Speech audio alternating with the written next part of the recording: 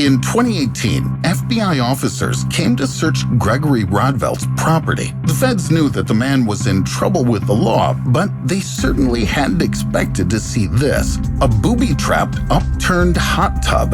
If the gate was opened, the wire would set the whole thing rolling, and it would just kill everyone on its way. Inside the house, one of the agents imprudently rolled aside a wheelchair that had been rigged with a shotgun. Luckily, this story ended well. The officer wasn't seriously injured, and Rodvelt went back to jail. This is just one of the cases when people deliberately left deadly traps to hurt others. In this video, you'll find out, how can you die because of your love for art? Why could food cans scare people to death? And what booby traps would you never notice even looking directly at them? What objects did pragmatic German soldiers discreetly turn into mines? By the end of the Second World War, the Allied troops had no other choice but to play a deadly escape game every time they entered abandoned German houses. Here you are. You approach a table in a typical living room. Where are the traps? You take an apple from a basket, and boom, the trap worked. In wartime, having a snack is a rare opportunity, so the enemies used to stuff fruit baskets with explosives. They did the same thing with potato sacks, canned food, and even wells. But wait a second, this sounds familiar. Could someone have left a cat in the box? You lift the lid, but apart from the cat, you're greeted by a shockwave. You fell for this again. Tricky Germans would put explosives and nails to the box to worsen the blow when the thing exploded. To make the box attract attention, they'd also put a cat on the top and cover up all that stuff with a lid attached to a bomb. That's like Schrodinger's cat in reverse. Now it's the pet's turn to wait and see if you stay alive or not. Most often, though, Germans succeeded even without animals. They would put a valuable thing on a crate and make sure it was discreetly wired to a bomb. As soon as you pick that thing up, you're history. Meanwhile, you noticed a lopsided picture on the wall. Gosh, what a mess. Let's put it straight. Kaboom! It turns out that the picture frame was also somehow attached to explosives. Usually, such traps would lure and finish off well-educated officers with refined taste. The previous objects were quite large, and actually you could suspect they posed a threat. But this mechanical pencil can't be dangerous, right? Wrong. Inside the pencil, they'd install not only a graphite rod, but also the explosive with a firing pin and a spring plus a bullet.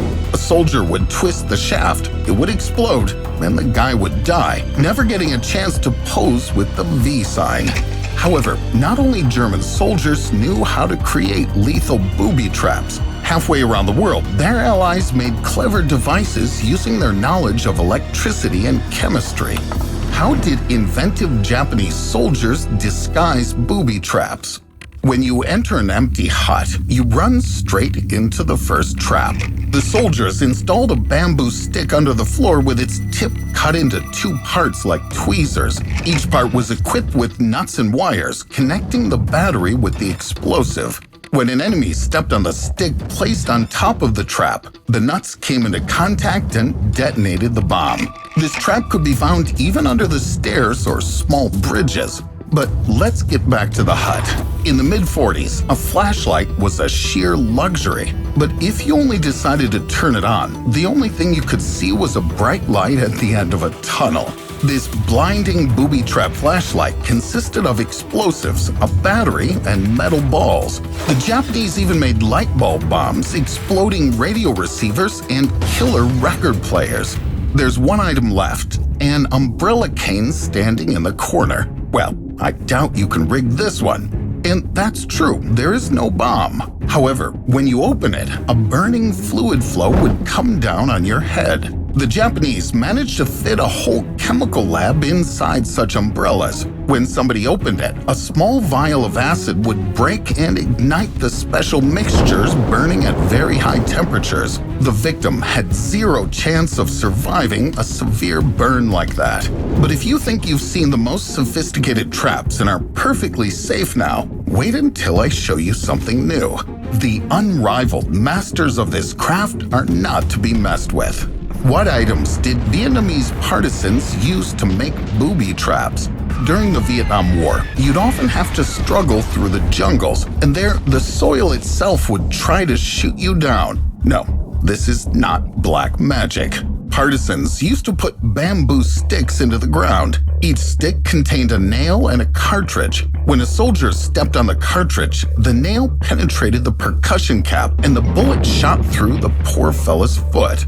By the end of the mission, half the squad could be limping along on one leg. You're paving your way through the woods and suddenly hear tin cans rattling somewhere behind the trees. What's that? A newlywed's car? No, these are cans with grenades that partisans hid in the bushes and connected to each other with the help of barely noticeable tripwires. And you touched one of those a second ago. Bang! But let's imagine you were clever enough to avoid these traps, seized the enemy's base, and began a clearing operation.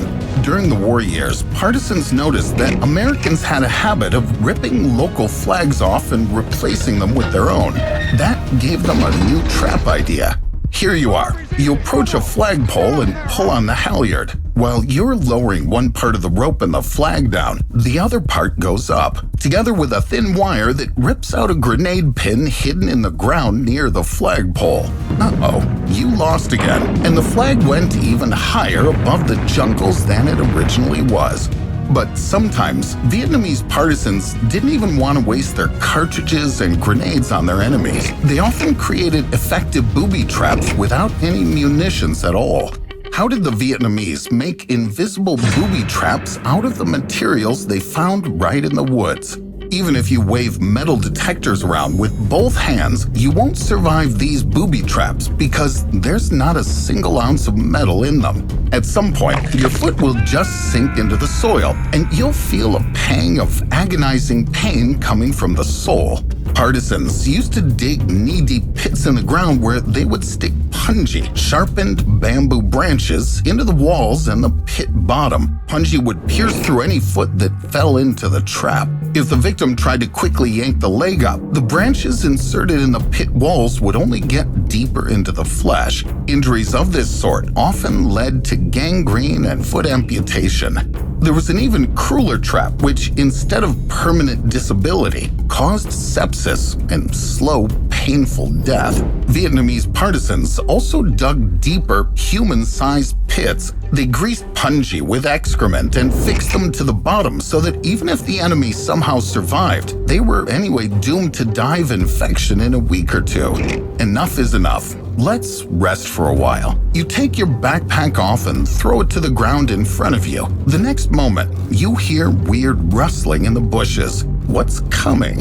Partisans made mud balls the size of a big pumpkin and planted spikes all around their surfaces and left them under the sunlight to dry and harden. Just think about it. While the first season of futuristic Star Trek was premiering on television, Vietnamese soldiers in the jungles were busy making medieval instruments of death.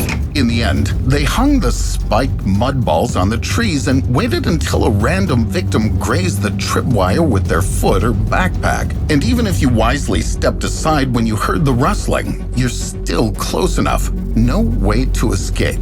A regular soldier had very little chance of surviving this experience, and no matter how powerful the American army was, its officers were simply unprepared to face such brutal traps. If someday Hollywood producers decide to reboot the Home Alone franchise and make it a bit darker and more realistic, let me suggest a few plot twist ideas.